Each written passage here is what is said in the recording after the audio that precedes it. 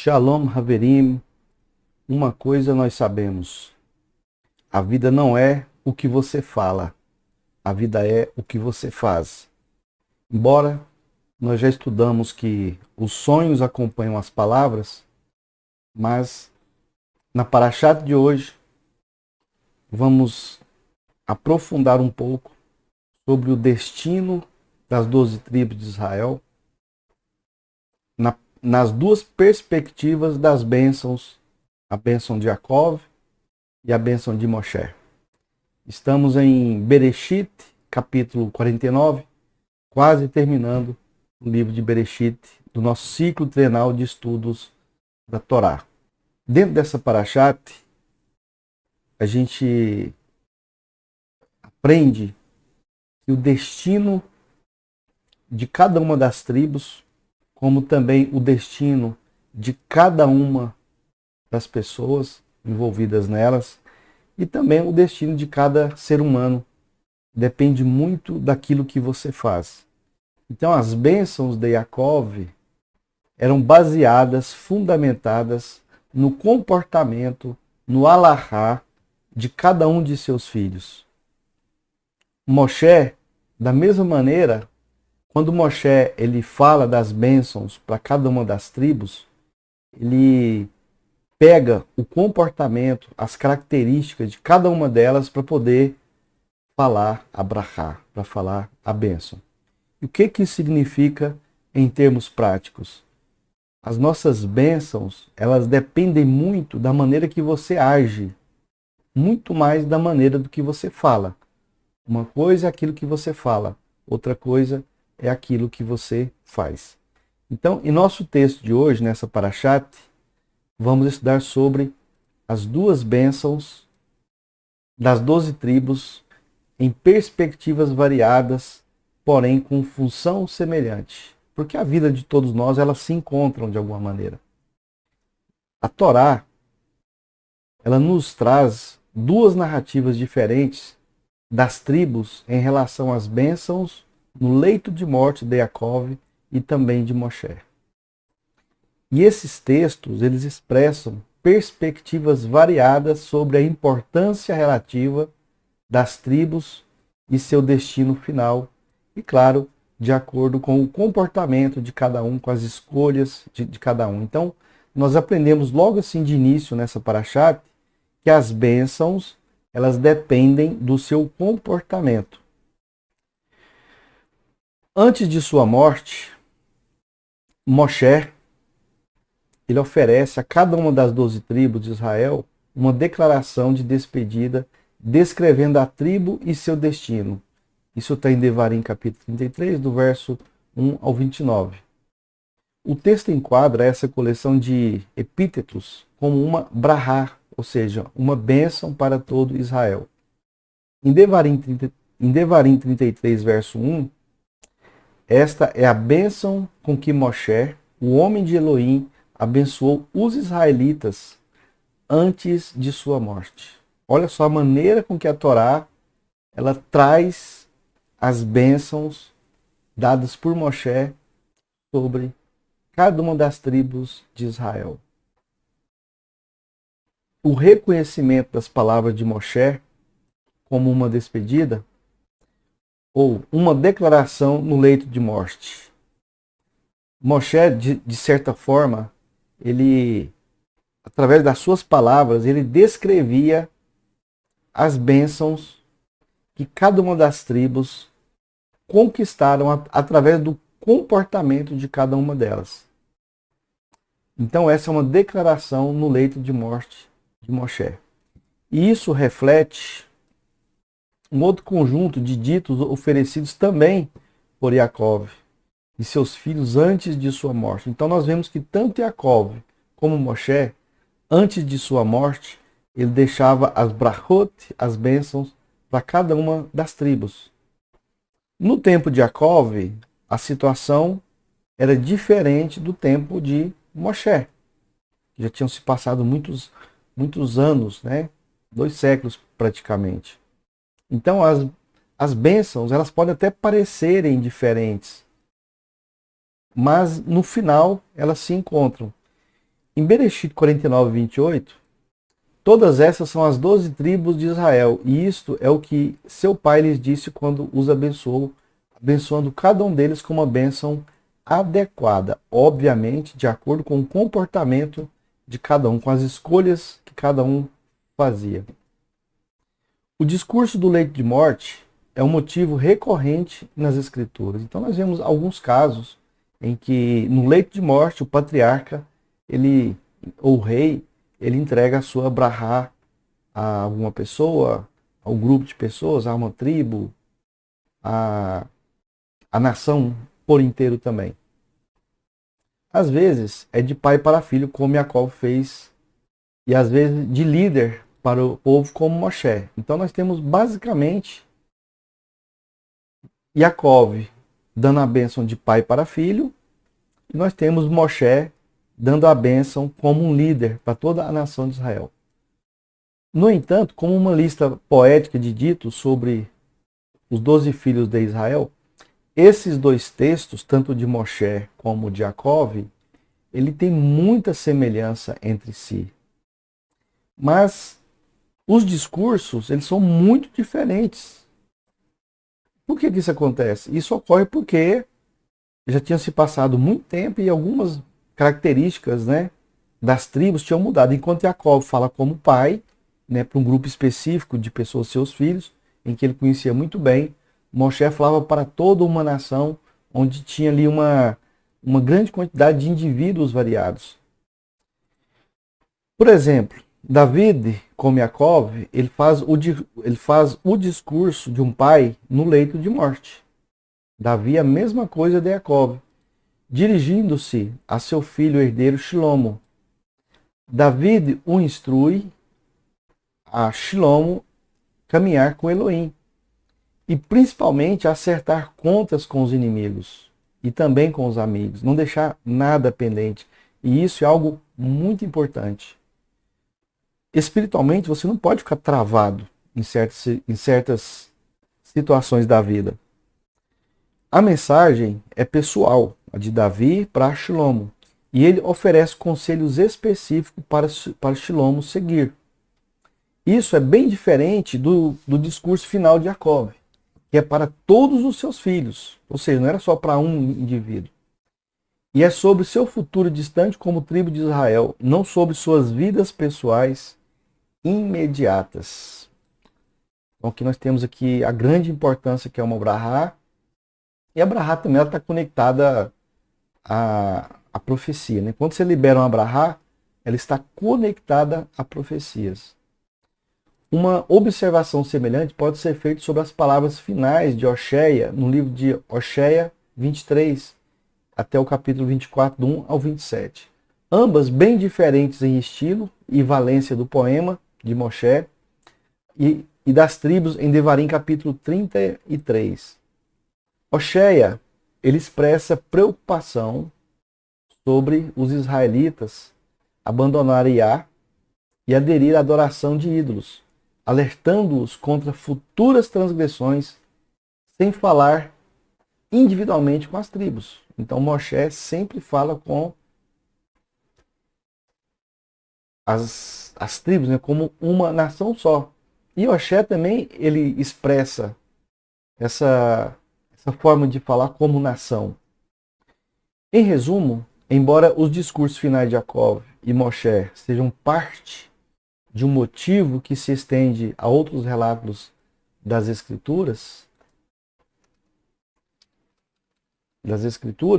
eles são semelhantes em estilo e conteúdo apenas entre si sobre o futuro brilhante de Israel, abordando cada tribo diretamente. Apesar dessas semelhanças, os dois textos eles até diferem nitidamente. Então a gente entende aqui o quê? Que aquilo que eles davam como brahá estavam conectados a profecias. Ao contrário das bênçãos de Moshe, as bênçãos de Jacó não são todas positivas.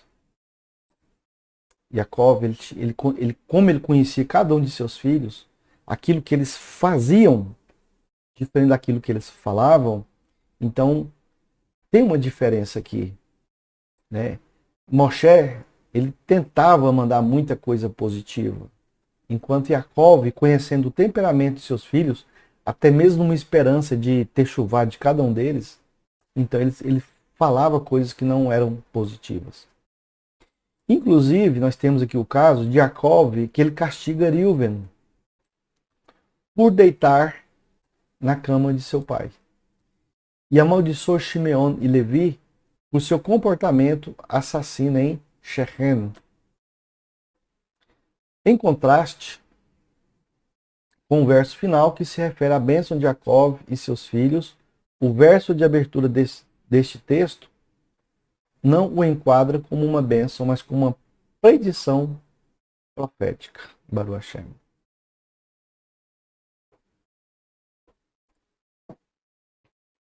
Yaakov chamou seus filhos e disse: reúnam-se, para que eu lhes diga o que lhes acontecerá nos dias vindouros, no tempo futuro. Então nós encontramos várias outras diferenças entre os dois textos, que são muito evidentes. Então muita coisa se conecta nesses dois textos, porém a narrativa ela é muito diferente. Primeiro, cada passagem lista as tribos em uma ordem diferente. Então Yaakov coloca a ordem de seus filhos de uma forma e Moshe coloca de outra forma.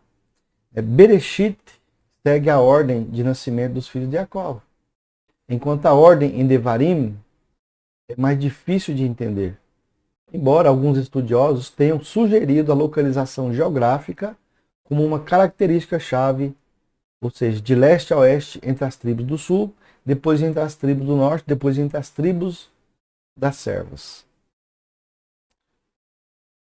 Em segundo lugar, o tratamento de muitos dos filhos ou das tribos varia consideravelmente de acordo com o comportamento de cada um diante da Torá.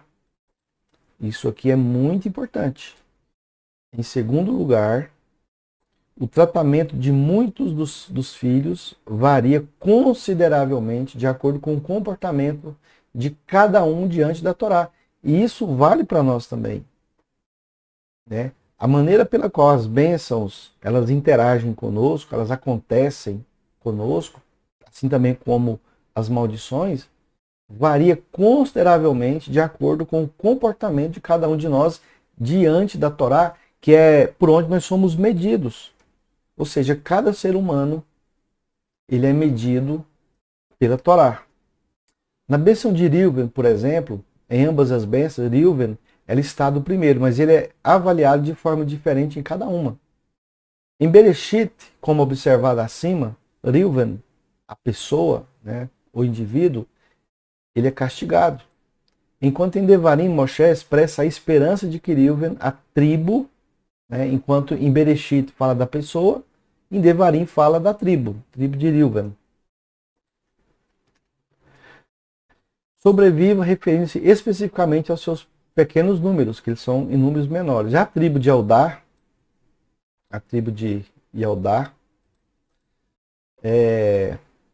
ali tem uma mudança mais extrema, né? Uma mudança mais extrema pode ser vista com o tratamento da tribo de Eldar. Em Bereshit 49, por exemplo, Eldar Eldar recebe uma longa bênção, no qual ele é descrito como um leão agachado e recebe a liderança sobre seus irmãos. Já em Devarim 33, no entanto, Eldar recebe uma insignificante bênção, cujo tema é a esperança de que ele possa enfrentar seus adversários. Então, Yaakov ele dá uma bênção de uma forma, Moshe de outra forma. E ambas são proféticas. Em Devarim 33:7, isso ele disse a Eldar, que o Kadosh atende a Eldar, trave-o ao seu povo, fortalece-lhe as mãos e ser uma ajuda contra os seus adversários. O versículo sugere que Eldar, assim como Reuven, é fraco e vulnerável. Mas será que são mesmo? Shimeon, tribo de Shimeon.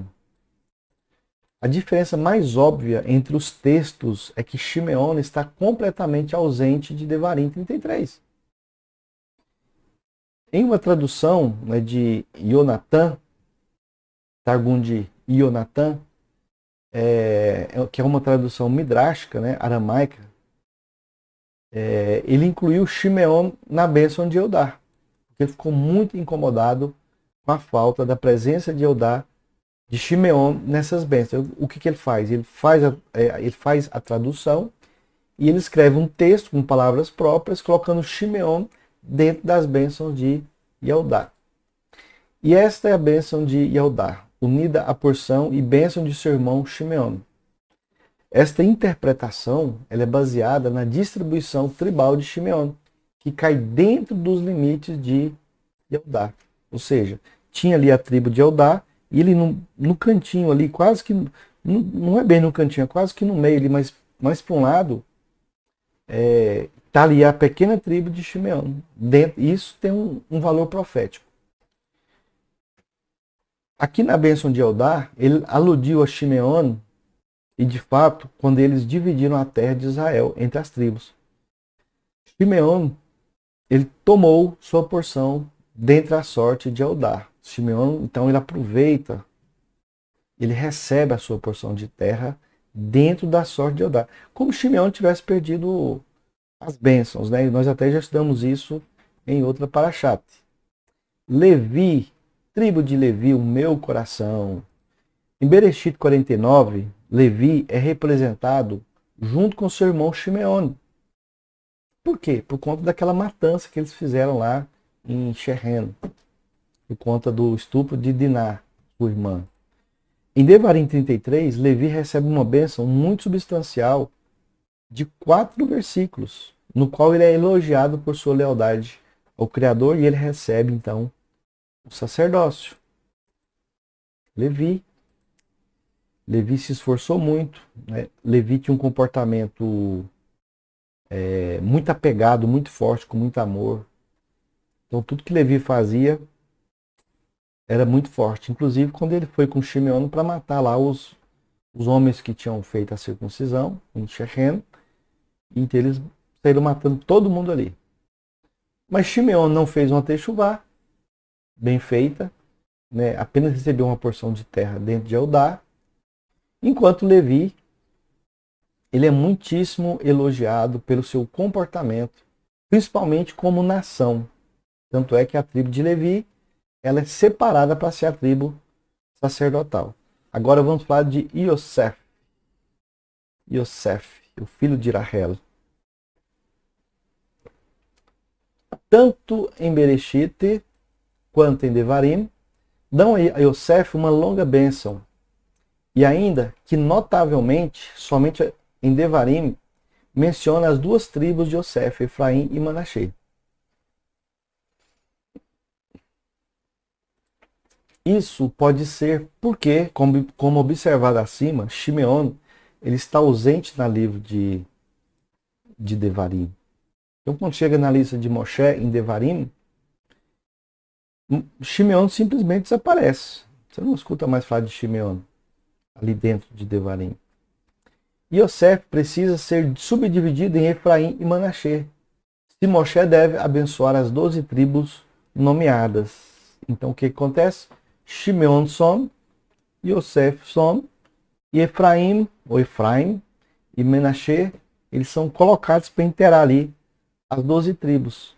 Então a gente percebe que alguns indivíduos ficam, vamos dizer assim, meio que de fora dessa contagem de 12 tribos. E será então que não tem uma 13ª tribo? Será que não tem? Agora a tribo de Benjamim. Em Bereshit, Benjamim, ele aparece por último, seguindo a ordem etária, a ordem de idade. E escrito com imagens violentas como lobo dilacerador. Esse menino é valente, né? Um dos mais jovens das tribos de Israel, porém, muito valente. Em Devarim, ele aparece em um 4º lugar entre Levi e Yosef. E é descrito de forma bem diferente, como Yedid Kadosh, o amigo de Yah. Agora a tribo de Gade. A tribo de Gade. Bereshit, no livro de Bereshit, faz uma breve e rápida menção a essa tribo, observando que ela luta contra ataques. Uma tribo muito guerreira. Enquanto Devarim dá a Gad 2 versículos falando de seu território em expansão e importância. Como devemos entender essas diferenças? Aí é que tá. Se até aqui, se até agora eu entendi o que foi dito, né, das diferenças de bênçãos, de épocas, de comportamento, bênçãos dadas de um pai para seus filhos, bênçãos dadas de um líder para sua congregação. Então, como devemos entender essas diferenças? As bênçãos em Bereshit 49 e Devarim 33 provavelmente já foram textos independentes, cada um com a sua essência, que secundariamente foram inseridos na Torá em seus respectivos lugares, ou seja, foram textos que foram criados em épocas muito diferentes, mas foram inseridos na Torá e são colocados em seus devidos lugares. O fato de que um é apresentado como o de Jacó e o outro como o de Moshe, separando-os no tempo por alguns séculos, não é suficiente para explicar as muitas diferenças entre os seus conteúdos, especialmente porque ambas são previsões proféticas, ou seja, escritas como se estivesse contando o futuro. Devarim 33 fala muito bem das duas tribos de Yosef, enquanto dá a Yaldá um status diminuído e a Shimeon nenhum status. Perdão. Então é isso que Devarim está tratando. E isso reflete uma perspectiva do norte. Em contraste, Bereshit 49 fala de Eldá como governante permanente das outras tribos, o que reflete uma perspectiva do sul, ou seja, das tribos do sul. Enquanto a referência do cetro de Eldá, do governo de Eldá, pode implicar uma escrita real. Apesar dessas diferenças, o escritor da Torá, o editor da Torá, ele achou esses textos adequados para serem usados, né, como suportes de livros, apresentando cada um como as palavras finais de um dos grandes líderes de Israel do passado. Cada uma das bênçãos foi colocada pelo redator, pelo escritor, como penúltimo episódio de seus respectivos livros, ou seja, no livro de Bereshit, Yaakov, e no livro de Devarim, Moshe. Em outras palavras, esses textos não marcam meramente o fim da vida e dos tempos de Yaakov e Moshe, respectivamente, mas o fim de uma época, o fim de um tempo. Com a morte de Yaakov, o período ancestral chega ao fim. No livro de Shemot, leremos sobre a escravidão não de Israel, mas a escravidão da nação. Então nós leremos sobre a escravidão não de Israel à família. Não de Israel à família, mas de Israel à nação. Então como que a escravidão se dá? Como Israel, nação. Enquanto Israel era família, ainda não tinha escravidão. Mas ao passo que Israel foi se multiplicando, foi aumentando, a nação de Israel, então, é tratada como uma nação dentro do Egito. Com a morte de Moshe, a peregrinação pelo deserto chega ao fim. E o próximo livro, o livro de Oshéia, abre com a conquista e o assentamento de Canaã por Israel. Até aqui tudo bem? Nesses locais cruciais, cada uma dessas bênçãos apresenta o status alcançados, porque nós temos situações diferentes, épocas diferentes, status alcançados diferentes, pelos israelitas. A grande família de Jacob, prestes a se tornar uma nação e entrar no período de escravidão no livro de Shemot, e a geração do deserto de Moshe, pronto para entrar na terra prometida e colonizá-la. Será coincidência isso aqui? Sinalizando o cumprimento das bênçãos de Elohim, a colocação das bênçãos também demonstra o cumprimento das promessas de Elohim a Abraham de uma grande multiplicação hereditária do seu DNA. Essas promessas aparecem várias vezes nas escrituras, nas histórias de Abraham, incluindo em Bereshit 15. O Berit Ben Ha-Betarim, aliança entre as partes, onde Elohim diz: olhe para o céu e conte as estrelas, onde a Abraham é dito: Abraham, olhe para os céus e conte as estrelas. Se você for capaz de contá-las, então ele diz: assim será a sua descendência, Baruch Hashem. A escolha de enfatizar o estabelecimento de Israel como uma nação na linha entre Bereshit e Shemot, e entre Devarim e Hosheia, funciona especialmente bem em relação a Bereshit 15, que afirma: Bereshit 15. Saibam com certeza isto, que a vossa descendência será estrangeira em terra que não é sua, e ali será escrava e será oprimida por 400 anos. E na quarta geração voltarão para casa, talvez em paz. Mas será que foi em paz mesmo? Em suas localizações narrativas específicas, Bereshit e Devarim destacam a periodização daquele capítulo. Bereshit 49 significa que os descendentes de Abraham se tornaram numerosos o suficiente para poderem começar a era de sua condição predita como estrangeiros no Egito. A narrativa do livro de Shemot, enquanto Devarim 33 marca o período em que seus descendentes estão prestes a retornar e tomar posse da terra prometida, na narrativa do livro de Hosheia. Olha só, coisa interessante. E o redator, ele inseriu esses dois textos, cada um descrevendo a relação entre as tribos de suas perspectivas, um tanto diferentes, representando diferentes grupos da antiga sociedade israelita. Tinha muita diferença entre eles, mas eles estavam o quê?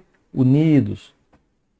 Nas bocas de Jacob e Moshe, para destacar as mudanças importantes pelas quais ele acreditava que Israel, como um todo, passou nos tempos antigos, de uma família para um povo escravizado, para uma nação estabelecida em sua própria terra.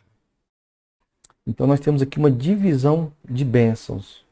A maneira que Jacob abençoava os seus filhos e a maneira que Moshe abençoa a nação. Nós temos que fazer uso das duas em nosso dia a dia. Shalom, shalom, todarabá.